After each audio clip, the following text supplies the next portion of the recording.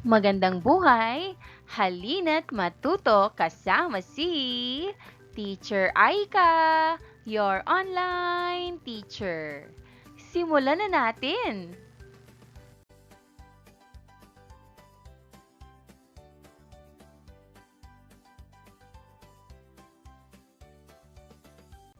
Makabansa, Grade 2, Term 1, Week 1, Day 3.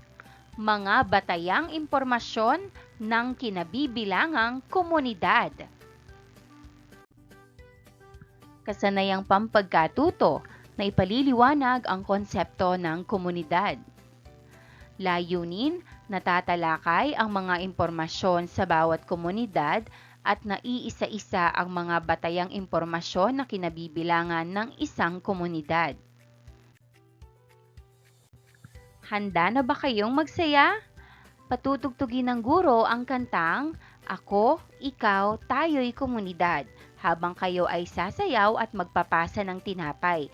Kapag tumigil ang tugtog, ang may hawak ng tinapay ang sasagot sa tanong ng guro tungkol sa komunidad. Sa huli, ang huling may hawak ng tinapay ay tatanggap ng premyo. Tara na, magsaya at matutong maging mabuting kasapi ng komunidad. Mga tanong. Saang barangay ka nakatira? Saan ito malapit? Malapit sa tubig o bundok? O malapit sa bayan? Sino ang mga namumuno sa inyong barangay? Ano ang wikang ginagamit dito?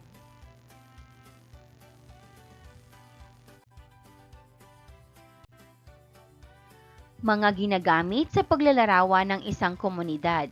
Pangalan ng komunidad. Lokasyon. Ito ba ay malapit sa tubig o bundok? Malapit sa bayan? Namumuno at wikang sinasalita. Pangalan ng komunidad. Ang pangalan ng komunidad ay ang opisyal na tawag na ginagamit upang tukuyin ang isang grupo ng mga tao sa isang lugar. Maaaring batay sa pangalan ng lugar, salita o kaugnayan sa kasaysayan. Ito ay nagbibigay ng identidad o pagkakakilanlan sa mga naninirahan sa komunidad. Lokasyon ng komunidad. Ang lokasyon ng komunidad ay ang tiyak na lugar kung saan matatagpuan ang mga tahanan at estruktura ng mga residente. Ito ay maaaring malapit sa mga pangunahing daanan, likas na yaman o pangunahing mga sentro ng kalakalan at serbisyo. Namumuno sa komunidad. Ang namumuno sa komunidad ay ang individual o grupo ng mga tao na pinipili o itinalaga upang mamuno at magbigay ng gabay sa mga kasapi ng komunidad. Sila ang responsable sa pagpapatupad ng mga patakaran, pagpaplano ng mga proyekto at pagtugon sa mga pangangailangan ng kanilang mga miyembro. Wikang sinasalita sa komunidad. Ang wikang sinasalita sa komunidad ay ang pangunahing medium ng komunikasyon at pakikipag-ugnayan ng mga tao sa loob ng nasabing grupo. Cabbage Relay. Tara na't magsaya sa repolyo ng tanong. Patutugtugin ni Guro ang masayang awitin habang kayo ay sasayaw at nagpapasahan ng repolyo na gawa sa papel. Kapag huminto ang tugtog, ang batang may hawak ng repolyo ay pipilas ng isang dahon at babasahin ang tanong na nasa loob.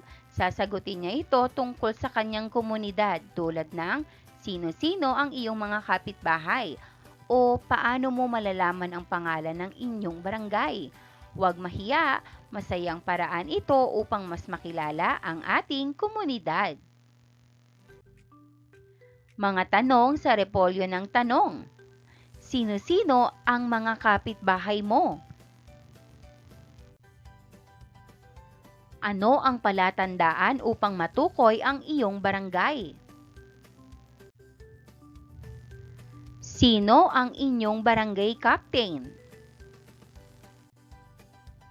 Ano ang trabaho ng mga tanod sa komunidad? Paano ka makakatulong sa iyong kapitbahay? Anong mga lugar ang makikita sa inyong komunidad? Halimbawa, paaralan, palengke o simbahan. Ano ang ginagawa mo para mapanatiling malinis ang inyong lugar? Paano kayo nagkakaisa sa inyong barangay? Ano ang paborito mong lugar sa inyong komunidad? Paano mo ipinapakita ang pagiging mabuting kasapi ng komunidad? Sagutin ang mga tanong. 1. Ano ang barangay na kinabibilangan ko? 2. Saan malapit ang aking lugar? 3. Ano ang wikang ginagamit ko? Think, pair, share. Tara na't makipagkaibigan at magbahagi.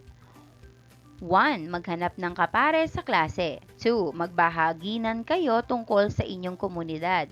Sabihin ang pangalan ng inyong komunidad, lokasyon, sino ang namumuno, anong wika ang sinasalita, at iba pang natatanging katangian ng inyong lugar. Makinig ng mabuti sa kwento ng kapares mo. Pagkatapos, sagutin ang tanong na ito. Ano ang natutunan mo tungkol sa komunidad ng iyong kapares? Masaya ba siya sa kanyang komunidad? Bakit? Tandaan, ang bawat komunidad ay espesyal. Matuto tayong makinig at magbahagi. Gawain, alamin at ibahagi ang iyong komunidad. 1. Tuklasin natin ang ganda ng inyong sariling komunidad gamit ang 5 W's and H. 2. Gamit ang isang makulay na graphic organizer, sagutin ang mga sumusunod na tanong tungkol sa inyong barangay o lugar na tinitirhan. Gumamit ng crayons o lapis at mag-drawing ng simpleng simbolo sa bawat sagot kung nais. Komunidad. What, when, how, why, where, and who. What? Ano ang pangalan ng iyong komunidad o barangay? When? Kailan ka naging bahagi ng komunidad? Halimbawa, mula pagkasilang o edad na 5. How? Paano mo maipagmamalaki ang iyong komunidad? Why? Bakit mahalagang malaman ang impormasyon tungkol sa inyong komunidad? Where? Saan ito matatagpuan? Malapit ba ito sa tubig, bundok, palengke o paaralan? Who? Sino ang namumuno o leader ng inyong barangay? Gawain, community collage, larawan ng aking komunidad. Sa tulong ni nanay, tatay o sino mang nakatatanda sa bahay, gumawa ng collage na nagpapakita ng iyong konsepto sa komunidad. Maaaring gumamit ng lumang magazine, pahayagan, larawan at iba pang materyales sa bahay. Ano ang dapat ilagay sa collage? Mga tao sa komunidad, halimbawa guro, pulis, doktor, mangingisda. Mga lugar, paaralan, palengke. Mga gawain, pagtutulungan, paglilinis, pagtatanim. Mga serbisyo, rescue, pagbabantay at pangangalaga.